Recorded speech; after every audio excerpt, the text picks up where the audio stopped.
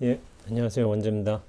지금 사실 밖에서 비가 오고 있거든요. 이제 봄비가 오고 있는데, 제가 오전에 녹화를 했었어야 됐는데, 오전에 요 낙강 앞에서 작업이 있었어요. 작업이 있어가지고, 차가 왔다 갔다 해가지고, 제가 계속 나가봐야 돼서 녹화를 못했어요. 그리고 내일은 또 일이 있고 해가지고, 저녁에, 오후 늦은 시간에 좀 이렇게 녹화를 하고 있어요. 원래 불을 켰는데, 불을 켜면은 되게 이상해요. 위에서 막 불빛이 내려 쬐기 때문에 뭐랄까 약간 공포영화 비슷한 느낌도 나고 해가지고 불을 껐어요. 그러니까 비 오는 날 좀 불이 안 들어오니까 약간 어둡긴 한데 그런 대로 노출을 플러스 1 시켜가지고 그런 대로 이제 화면 밝기는 조절은 되는 것 같아요. 근데 글자가 잘 안 보이네. 오늘은 이제 공부에 관한 이제 전반적인 이야기 하나의 경험을 통해서 한번 얘기를 해볼게요. 제가 좋아하는 한 선배 스님이 계세요. 선원 선배이기도 하고 저랑도 어떤 인연처가 이제 계속 이어졌는지 같은 도량에서 이제 정지단 때도 많았어요. 그러면서 이제 워낙 이제 선배 스님께서 성품이 온화하기도 하고 공부에 열심이기도 하고 그리고 되게 모범수자예요. 연세가 있으신데도 그렇게 꾸준하게 정진하시는 분이 참 드물거든요. 한결같은 모습으로 기도도 철저히 하시고 항상 입선 때도 새벽 2시에 먼저 들어가서 입선하고 계시고 그렇게 정진에 열심이신 이제 제 선배 스님 한 분이 계셨어요. 언젠가 이 선배 스님과 차를 타고 가다가 공부 얘기를 하시더라고요. 당신께서 공부가 굉장히 잘 나가던 때가 있었는가 봐요. 그래서 화두도 일념으로 들고 있고 어떤 잡념도 안 일어나고 일체와 하나가 되어 있고 뭐 이런 상태에 도달한 거예요. 그러니까 이제 그때 이제 어록을 보면은 조금씩 읽히는 부분들이 있거든요. 어록에 읽히는 부분도 있고 그런 부분들이 있기도 한데 근데 어록도 사실은 자기의 어떤 공부 경계와 수행에 대한 견해가 다 정리돼서 좀 보는 게 좋은 면도 있어요. 그런 것들이 좀 순숙해서 봐야 되는데 그렇게 하다가 어록 보고서 공부가 어느 정도 익어간 무렵에 대중법회가 있었어요. 그때 이제 조실 스님께서 이제 상당법문을 하셨죠. 이제 상당법문을 하실 때는 이제 스님들만 계신 게 아니라 선원 스님들뿐만 아니라 강원 학인들도 있고 이를테면은 뭐 그 절에 오시는 신도님들도 계시고 아니면 그 법회 큰 스님의 이제 법문을 듣기 위해서 이제 멀리서 찾아오신 거사님들 보사님들도 많이 계시죠.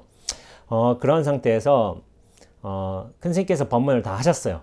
그런데 이 스님이 갑자기 용기가 생긴 거예요. 용기가 생겨가지고 법문을 끝내실 무렵에 탁 일어난 거예요. 그러면서 하신 말씀이 스님께서 아주 고준한 법을 잘 설해 주셨습니다. 그러나 이 고준한 법문도 진리 당체에서는 맨살에 생채기를 내는 일이며 또 긁어 부스럼을 만드는 일입니다. 라고 이렇게 평을 한 거예요. 그러니까 얼마나 자신이 있었으면 또 이제 그렇게 수많은 대중들이 모인 상태에서 탁 일어나서 말씀하셨을까요? 그런데 그 당시에 큰 스님이 조실 스님이 딱 말씀을 듣고서도 뭐라 말씀을 안 하신 거예요. 그러면서 이 스님을 계속 쳐다보다가 한마디 딱 하신 거예요. 뭐라고 하셨을까요? 한마디. 앉아! 그래서 딱 소리를 치셨다는 거예요. 그러니까 그 기세에 압도돼가지고 스님이 그냥 아무 말도 못하고서 탁 앉아버렸다는 거예요. 그러니까 그때가 조금 자기가 공부가 잘 됐지만은 무어라 이제 선문답이라고 한다면은 거량이라고 한다면은 이런 말과 이런 말이 오갔지만은 당신이 이제 이렇다 할 만하게 응수를 하지 못하고 어떤 거량을 제대로 못한 것에 대한 약간의 아쉬움이 있으셨던가 봐요. 그러면서 저한테 묻더라고요. 그때 과연 무슨 말을 했었어야 됐을까? 뭐 저한테 묻더라고요. 그래서 제가 뭐라 말씀드리긴 했는데 그런 상황에서 근데 이 말씀은 안 드렸던 것 같아요. 사실 당신의 공부 경계가 어느 정도 있고 어록이 어떻게 보이고 한다면은 그리고 그런 상태를 한다면은 저는 사부 대중이 모인 자리에서 그런 법에 대한 견해를 피력하는 것보다는 사실은 조실 스님을 찾아가서 일대일 독대를 하는 게 맞았다고 생각을 해요. 왜냐하면 법의 근본적인 자리에서는 조사 스님들의 말씀이며 어떤 유명한 경전의 구절이며 하는 것들이 어떻게 보면은 맥을 못 추고 이 또한 어떻게 보면 괜한 한 소리를 얹은 격이다라고 이제 해석하는 경우가 많아요. 그게 틀린 말은 아니지만은 근데 그 선배 스님께서 조실 스님의 법문에 그렇게 말씀하신 것도 사실상 본문 자리에서는 그게 잘못된 말은 아니지만은 제가 말씀드리고자 하는 거는 거기는 당신 혼자만이 있는 자리가 아니라 그리고 조실 스님과 1대1로 만나는 자리가 아니었고 여러 대중들이 함께 있었던 때라는 거예요. 그러니까 법에 대한 이해도가 다 달라요. 모두가 이제 그 법에 대해서 다른 방식으로 이해하고 있고 이를테면 기도와 복덕 이런 것에 좀 관심을 가지신 이제 불자님들도 많이 계실 거 아니에요. 그런 분들한테는 굉장히 불경한 말이 될 수가 있는 거예요. 저 큰 스님께서 말씀하셨는데 어떻게 저 큰 스님의 말씀을 그리고 조사 스님들의 가르침을 경전의 어떤 기록들을 저렇게 무시해버리는 일이 생겨버릴 수 있을까 하고 되게 의아스러울 수가 있는 거예요. 그리고 어느 정도 성공부를 했다고 하시는 분은 저 스님의 어떤 의도는 알겠지만은 구체적으로 어디서 뭐가 잘못됐는지 그게 좀 혼란스러워 하실 분도 계실 것 같고 그러면서 이 스님보다 어떤 공부가 굉장히 나가신 분들께서는 뭔가 좀 했구나 저 스님이 그렇게 말씀하실 수도 있겠지만은 생각하실 수도 있겠지만은 저는 대중들이 여러 배경의 여러 공부 수준의 대중들이 모인 자리이니만큼은 그냥 이제 조실 스님 좋은 법문 해주시는 걸로 끝을 맺는 게 좋고 후에 조실 스님은 따로 1대1로 찾아가서 1대1 독대를 하면서 거기에 대한 당신의 이제 법의 견해를 말씀해 주시는 게 좋다. 왜냐하면 다른 스님들 혹은 이제 다른 어떤 신도님들, 불자님들의 믿음 체계에 너무 이제 반하는 방식의 말씀을 그런 자리에서 무리하게 펼 필요는 없다고 저는 생각을 하는 거예요. 저는 그렇게 생각해요. 그 당시에 이제 조실 스님께서 이 선배 스님한테 앉아라고 하셨지만은 실제로 법회가 끝나고 당신께서 1대1로 독대를 하셨으면 다른 종류의 질문을 하셨으리라고 저는 확신해요. 왜냐하면 이 수자가 공부 좀 했구만 하고서 딴 걸 한번 물어볼까? 한번 점검해 볼까? 하고서 다른 식의 질문을 툭툭 던지셨을 거예요. 거기는 그런데 모든 대중들의 법회에서는 이해도가 다르기 때문에 당신께서 지금껏 설하신 어떤 법문에 대해서 부정한다거나 혹 저 수자의 법에 대한 견해를 긍정한다 한다는 것이 이게 옳지 않을 수가 있어요. 왜냐하면 그게 사람마다 다 다르게 받아들일 거거든요. 그러니까 이게 공부의 어떤 내밀한 점검을 하기 위해서는 결국엔 1대1로 대화하는 게 훨씬 낫다라고 생각하는 거예요. 여기에 대해서 제가 한번 이 말씀 드릴게요. 벽암록에 53칙이 뭐냐면 마조의 들오리라는 이제 공안이 있어요. 저는 이 공안을 되게 좀 재미있게 봤어요. 재미있게 보고 와 이게 이렇게 되는구나 라고 이제 와 이렇게 좀 약간 감탄하면서 이제 본 적이 있어요. 그렇게 되는데 여기서 이 공안에 대해서는 제가 한번 나중에 다뤄볼게요. 근데 이 스님의 어떤 이런 경우와 약간 연관지어서 할 말이 있어요. 여기서 원호국근 스님의 평창이 있거든요. 평창의 한 부분을 읽어보겠습니다. 본디 깨달을 것이 없는데도 깨닫는 문을 괜히 만들어 이런 짓을 했다고 말을 하나. 그러니까 이 마조 드로리 공안에 대해서 마조와 이제 백장 스님의 이제 문답에 관해서 이런 평을 하는 수자들, 공부인들이 있다는 거죠. 본래 깨달을 것도 없는데 깨달음의 문을 괜히 만들어 이런 짓을 했다라고 평가하는 사람이 있는 거예요. 그러니까 뭘 아니까 이런 소리도 하는 거죠. 이러한 견해는 마치 사자 몸에 있는 벌레가 사자의 살을 갉아먹는 것과 같다. 듣지 못하였느냐? 옛사람이 말하기를 원천이 깊지 않으면 멀리까지 흐르지 못하고 지혜가 크지 못한 자는 멀리 보지 못한다. 는 걸 만일 깨침이 없는 데서 괜히 이런 일을 만든 것이라 한다면 어떻게 오늘날까지 불법이 전해올 수 있었겠는가? 라고 이런 말씀을 하셨어요. 그러니까 이런 경향이 있는 것 같아요. 공부를 어느 정도 하다 보면은 저도 사실은 그런 말을 한번 쓴 적이 있어요. 부처님과 조사 스님들의 아주 고준한 법문이라고 할지라도 저 역시도 이거 진리 본체에서는 맑은 물에 괜한 흙탕물을 일으킨 격이다라고 평가한 적이 있어요. 근데 이런 말을 하기도 했지만은 사실은 이 말은 그 인연이 맞는 사람이 들어야 되는 거예요. 어떻게 보면 이런 말이 불교에 처음 들어온 분이라든지 신심이 되게 고양된 분이라든지 아니면 뭐 어떤 종류의 수행 방식을 굉장히 이제 뿌듯하게 실천하면서 가는 분들한테는 그렇게 좋지 않은 이제 평가일 수도 있어요. 법견일 수도 있는데, 그래서 이거는 인연 따라 말해야 되는 거예요. 그냥 대중적으로 다 말하기는 그렇고. 근데 어느 정도 공부가 익어가고 약간 경계도 체험도 하고 자신의 어떤 그 체험도 있고 그것에 대한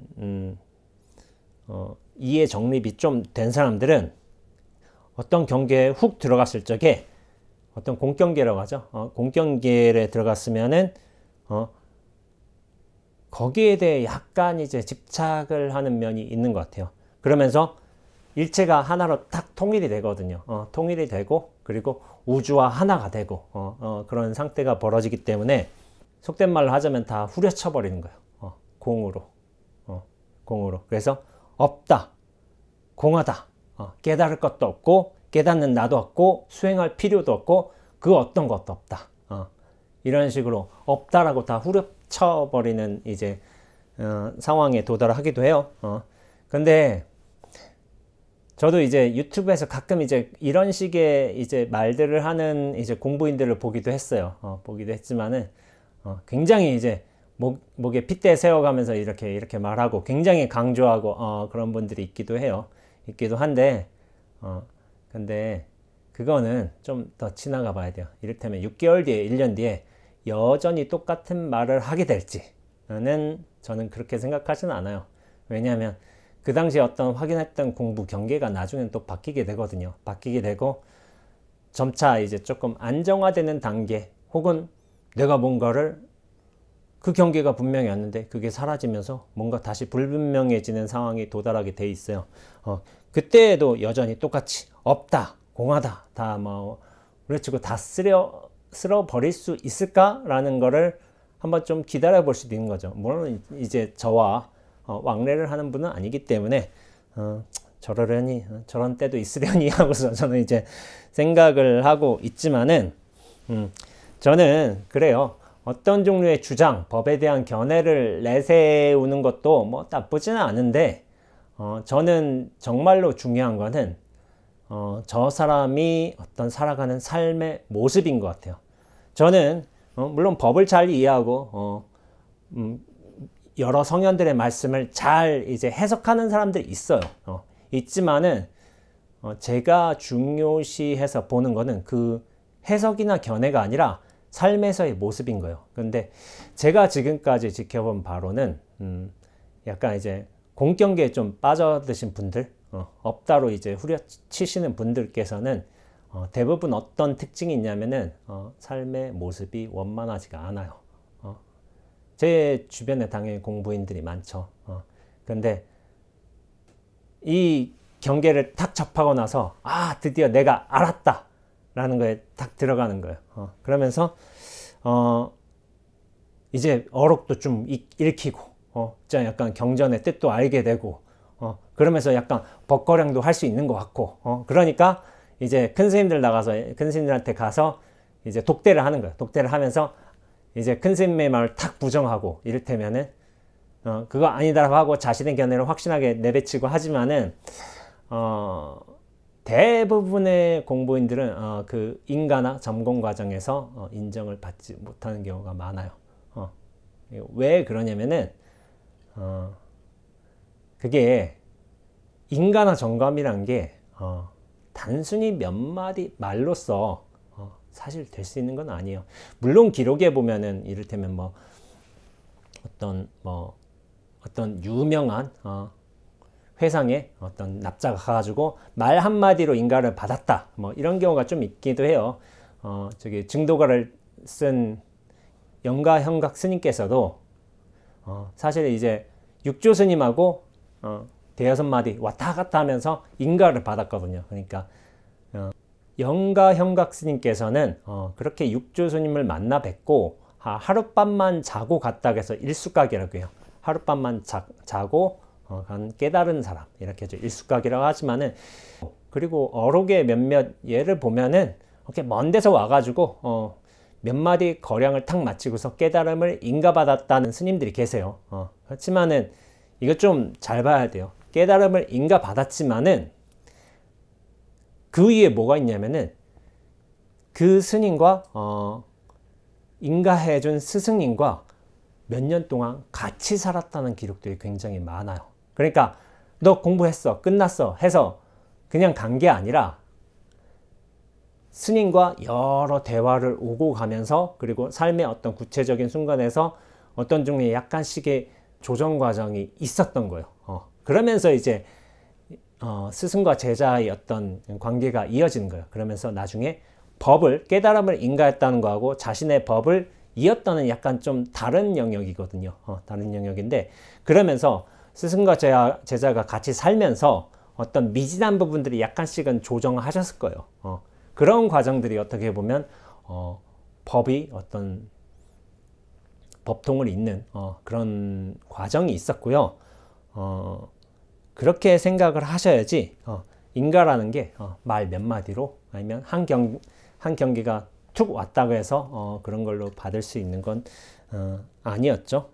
그래서 저는 어떤 사람이 정말 제대로 공부를 했는가, 정말 깨달음에 도달했겠는가를 이제 저 나름의 식으로 평가할 적에, 저 나름의 식으로 생각을 할 적에, 저는 그 사람, 그 공부인의 어떤 삶이 가장 중요하다고 생각을 합니다. 삶이 정말 원만한가, 그 삶의 여러 경계 가운데서 저 사람이 정말 자유로운가, 저는 이것이 그 사람의 어떤 깨달음을 평가하는 저의 기준인 거예요. 물론 이제 법에 대해서 굉장히 잘 이해하고 거기서 이제 달변을 할 수 있겠고, 심지어 저도 아무것도 모르는 여러 교리들에 대한 설명과 체결을 다 거쳤을 수도 있지만은, 그런 분들 계시죠. 계시지만은 정말 자유롭게 사나? 정말 이제 삶이 온전해지는가? 그런 거에서는 여전히 미진한 분들도 좀 많은 것 같아요. 제 주변에 공부인들도 그래요. 분명히 뭔가 경계를 치러냈어. 알아. 그리고 어록들을 좀 꿰고 있어. 그런데 계속 사람들하고 부딪혀. 그런 분들 좀 있어요.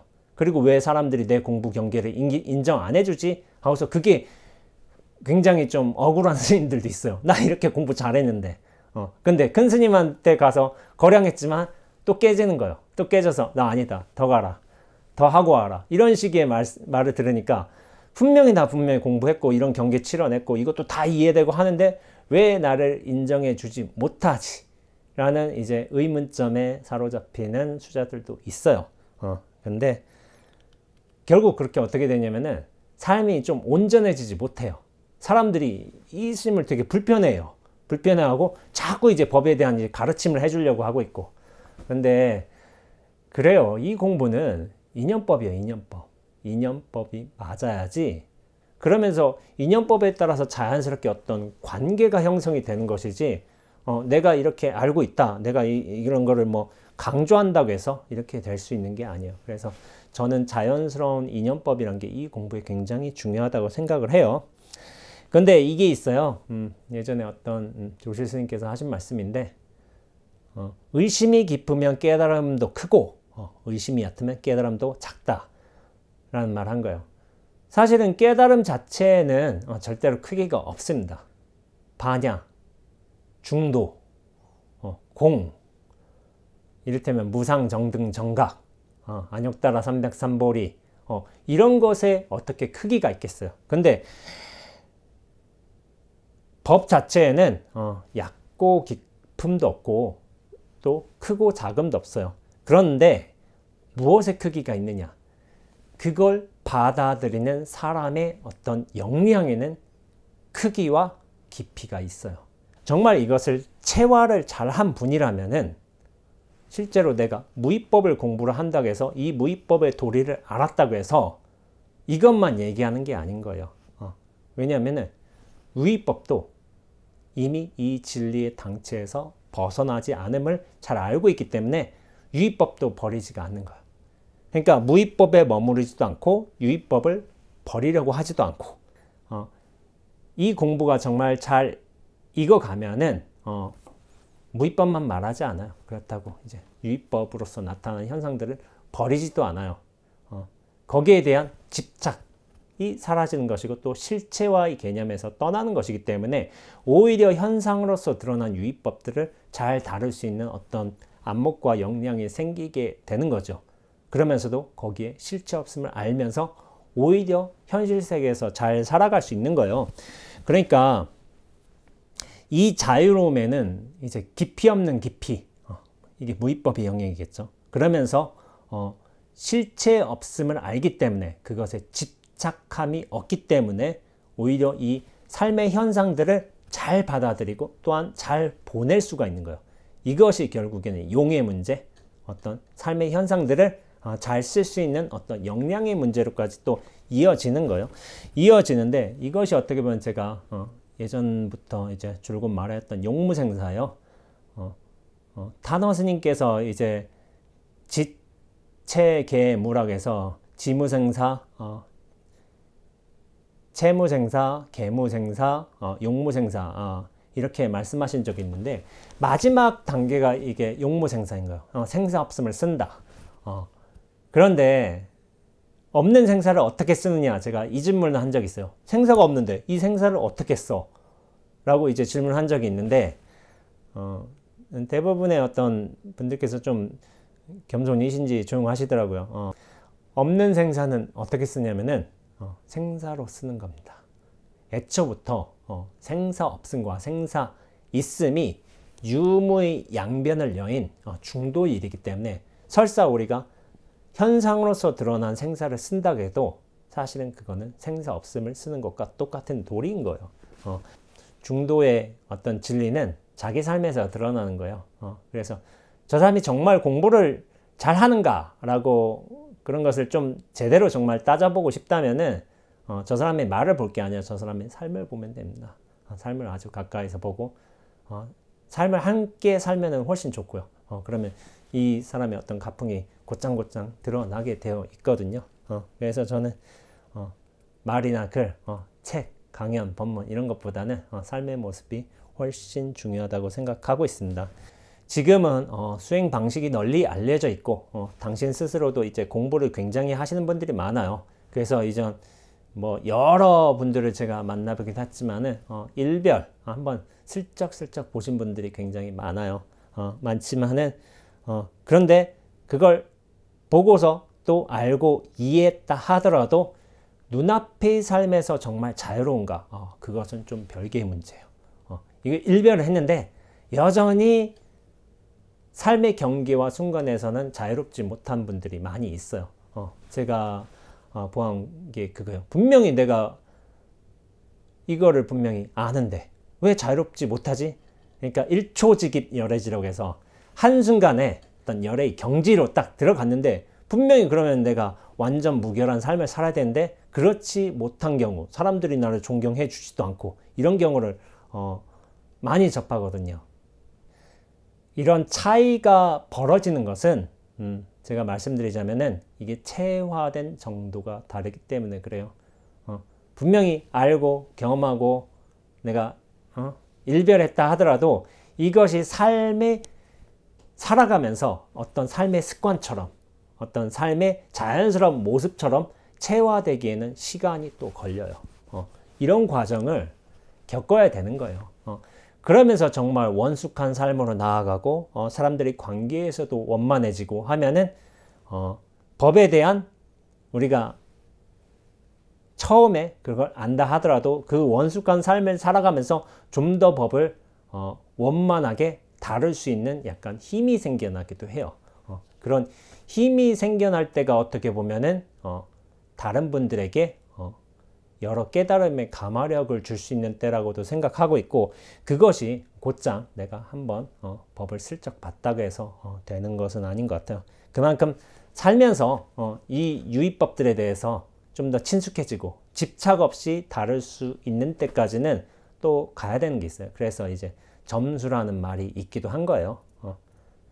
우리가 사실은 이 본원 자리는 본원의 당체는 닦을 수도 없어요. 닦을 수도 없지만은 닦을 수 있는 건 뭐냐면은 나의 습관, 행동 방식, 어떤 사고의 어떤 패턴들, 이런 것들은 갈고 닦을 수가 있어요. 그러면서 오히려 이런 것들을 갈고 닦으면서 법에 대한 당체는 변하지 않지만은 그것을 이해하는 방식은 좀 더 깊어지는 것도 있어요.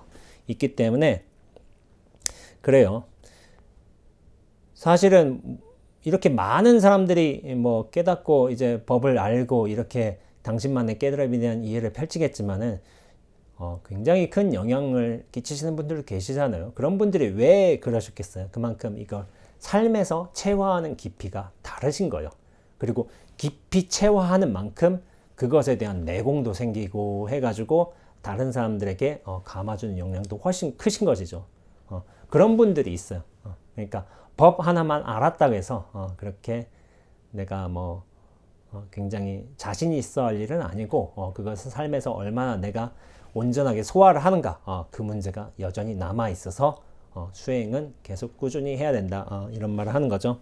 그래서 제가 말씀드린 거죠. 버릴 것 하나도 없고 벗어날 것 하나도 없다고. 그래서 제가 잘 말한 거예요. 중생놀이라고. 이 몸뚱어리 타고 태어났잖아요. 그리고 뭐 저 같은 경우 원죄라고 하지만 이 원죄로 어떻게 보면 왔잖아요. 그러니까 기왕 이렇게 받은 거 잘 쓰고 가면 좋죠. 인연에 맞게끔 잘 쓰고 또 써먹을 거 있으면 잘 써먹고 하면서 그렇게 집착 없이 잘 쓰다 가면 되는 거라고 생각을 하고 있습니다. 그래서 이제 제가 중생놀이를 말한 것 같아요. 우리가 부처에 반대돼서 중생인 것이 아니라 이미 정말로 이제 깨달을 것도 없고 또는 수행할 것도 없다. 정말로 이 도리를 안다면은 인연법으로 온 모든 유의법의 일들을 잘 다룰 수 있게 됩니다. 그렇기 때문에 이 현상계 유의법의 세계를 너무 부정할 필요는 없는 거죠. 오히려 이것을 능수능란하게 잘 다루는 게 정말 이제 공부인의 자세가 아닌가 하고 생각하고 있습니다. 버릴 것 하나도 없고 벗어날 필요 하나도 없습니다.